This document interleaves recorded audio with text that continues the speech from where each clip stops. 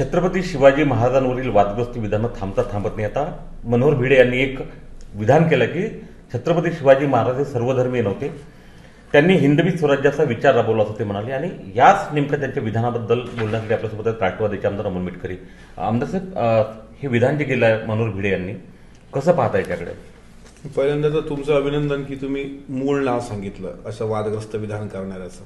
लोक त्यांना संभाजी भिडेच म्हणतात, पण त्यांचं मूळ नाव हेच आहे, मनोहर पंत कुलकर्णी. आणि मनोहर पंतांनी जे आता आंब्यांचा सीझन सुरू झाल्यानंतर परत एक वादग्रस्त विधान त्यांनी सोयीप्रमाणे उकरून काढलं. हे का, बोलायला खूप आहे. माझ्या हातात पुस्तक आहेत इतिहास संशोधकांची. यामध्ये छत्रपती शिवाजी महाराजांनी कुठं कुठं बघा, साधू संत अवलिया यांचा शिवाजी महाराज आदर करत असत.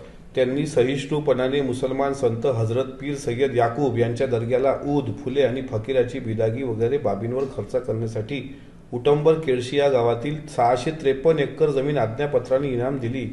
त्याच्यानंतर 18 होण्याचं वर्षासन सुरू केलं. हे किती धर्मसहिष्णुतेचे काय पुरावे द्यायचे?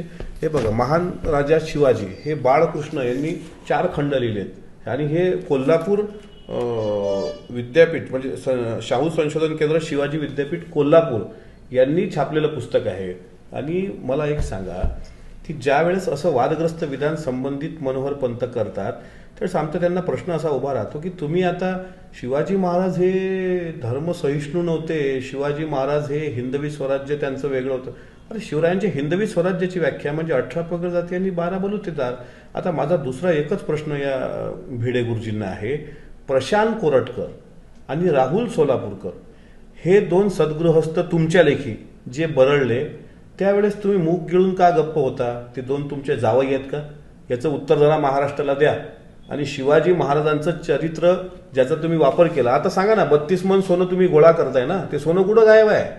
शिवाजी महाराजांच्या इतिहासाला तुम्ही किती छळाल? म्हणजे राम गणेश गडकरींचे अनेक अवतार अजूनही महाराष्ट्रात आहेत तुमच्या रूपाने. त्या औरंगजेबाने 40 दिवस हाल करून करून संभाजी महाराजांना मारलं, हे छावामधून बघितलं. पण राम गणेश गडकरी सारखे 150 वर्षानंतर पण छळत होते संभाजी महाराजांना. शिवाजी महाराजांना काय म्हटलं, आळमुठा म्हटलं त्यामध्ये. याबद्दल चकार शब्दही न काढणारे भिडे गुरुजी, प्रशांत कोरटकर बद्दल एक अपशब्द न काढणारे भिडे गुरुजी, राहुल सोलापूरकर बद्दल न बोलणारे भिडे गुरुजी आज अचानक हापूस आंब्यासारखे उगवतात आणि परत आपल्या डोक्यातली सडकी घाण या महाराष्ट्रात टाकून जातीय दंगे भडकवण्याचा प्रयत्न करतात. त्यामुळे अशा व्यक्तीकडे एकतर दुर्लक्ष केलं पाहिजे. म्हणतात ना, 70 ओलांडली की काही माणसांची बुद्धी नाठी होते, तशातला हा प्रकार आहे. अशा व्यक्तीला काही किंमत देण्याची गरज नाही. छत्रपती शिवाजी महाराज हे हिंदवी स्वराज्याचे संस्थापक होते आणि हिंदवी स्वराज्याची म्हणजे व्याख्या अशी आहे, 18 पगड जाती 12 बलुतेदारांनी निर्माण केलेलं स्वराज्य. आणि याला दुजोरा देताना डॉक्टर बाबासाहेब आंबेडकरांवर गीत रचना करणारे वामनदादा कर्डक असं लिहितात, शिवरायांच्या छायेखाली कधीच नव्हती वान आणि आनंदाने नांदत होते हिंदू मुसलमान. अशा प्रकारे शिवाजी महाराजांचं स्वराज्याचे पुरावे आहेत. असा कोणीतरी येतो महाराष्ट्रात आग लावून चालला जातो, महाराष्ट्र आता या गोष्टीला भडकणार नाही. भडकाऊ भाषणं यांनी बंद करावी. सोलापूरकर आणि कोरटकर बद्दल मनोहर पंतांची काय भूमिका होती ते एकदा महाराष्ट्राला कळू द्या. एक जाणीवपूर्वक आमदार साहेब सातत्यानं छत्रपती शिवाजी महाराजांबद्दल वेगवेगळ्या गोष्टी बोलल्या जातात. याच्या आधी नितेश राणेंनी म्हटलं होतं की छत्रपती शिवाजी महाराजांच्या सैन्यात मुस्लिम नव्हते. आता मनोहर भिडे म्हणतात की ते सर्व धर्माचे नव्हते, ते फक्त एका विषय म्हणजे हिंदू धर्माचे होते. तर शिवाजी महाराजांना कुठेतरी संकुचित करण्याचा प्रयत्न काही लोकांकडून होत आहे का असं वाटतं? 100% होत आहे. कारण एक तर लक्षात घेतलं पाहिजे की शिवाजी महाराजांच्या जीवनचरित्रातून तुम्ही 18 पगड जाती वगळल्या, तर मग जीवनचरित्र महाराजांचं लढाई फक्त काही हिंदू धर्म रक्षणाकरता नव्हती. हिंदूचा व्याख्याच ते हिंदवी स्वराज्याची व्यापक आहे. आणि आता मुस्लिम द्वेष असा ठासून जर तुमच्यामध्ये भरला असेल तर दोन्ही लोक देशाचे प्रधानमंत्री नरेंद्र मोदीजी यांना आदरानं सन्मान देतात. आता ईदच्या मुहूर्तावर सौगाते मोदी ह्या किटचं वाटप भारतीय जनता पार्टी जो आमचा मित्रपक्ष आहे त्यांच्याकडून सुरू आहे ना. म्हणजे समाजामध्ये सौहार्दता निर्माण करण्याकरता एकीकडे देशाचे प्रधानमंत्री अशा प्रकारे हिंदू मुस्लिमांचं एकीकरण करत असतील, आमच्या राज्यघटनेला धरून काम करत असतील आणि त्यामध्ये अशी लोक जाणीवपूर्वक हिंदू मुस्लिम तेढ निर्माण करत असतील, तर हे एक प्रकारे हा देशाला चालवणाऱ्या व्यक्तीचाही अपमान आहे. तुम्ही आता उल्लेख केला देशाच्या पंतप्रधानांचा केला किंवा राज्याचे मुख्यमंत्री असतील देवेंद्र फडणवीस, या दोघांच्याही साठी संभाजी भिडे जे आहेत, भिडे गुरुजी जे आहेत ते वंदनीय आहेत. त्यांचं वारंवार ते मार्गदर्शन घेतात असं म्हटलं जातं. एकंदरीत तुम्ही त्यांनी मांडलेला इतिहास जो आहे कशा पद्धतीने चुकीचा आहे तुम्ही वारंवार मांडता, हे विरोधाभास कसा पाहतो तुम्ही? वंदनीय असलेली व्यक्तींनी वंदनीय राहण्याचा प्रयत्न केला पाहिजे. मागे तुम्ही बघा, वारकऱ्यांच्या त्या सगळ्या वारीमध्ये तलवारी काढल्या गेल्या. कशा करता तुम्ही तिथे तुमचे धारकरी घुसवताय? वारकरी धर्माचा मेसेज वेगळा आहे. वारकरी धर्म हा वेगळी शिकवण देतो.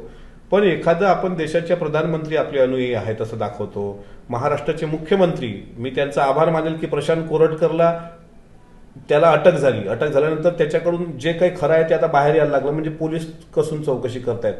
अशा पार्श्वभूमीवर आता सौगाते मोदीबद्दल भिडे गुरुजीचं काय म्हणणं आहे जरा सांगावं त्यांनी.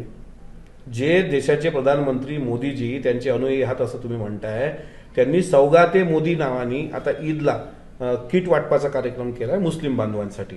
आता हे पण तुम्ही मग मोदीजींना शिव्या घालणार. अशा प्रकारे महाराष्ट्राचं वातावरण प्रदूषित करणारी जी काही प्रवृत्ती आहे त्यातले हे एक आहेत. त्यामुळे त्यांना फारसं महत्व देऊ नका. आणि ते बोलले म्हणजे इतिहासावर शिक्कामोर्तब झाला असं नाही ना.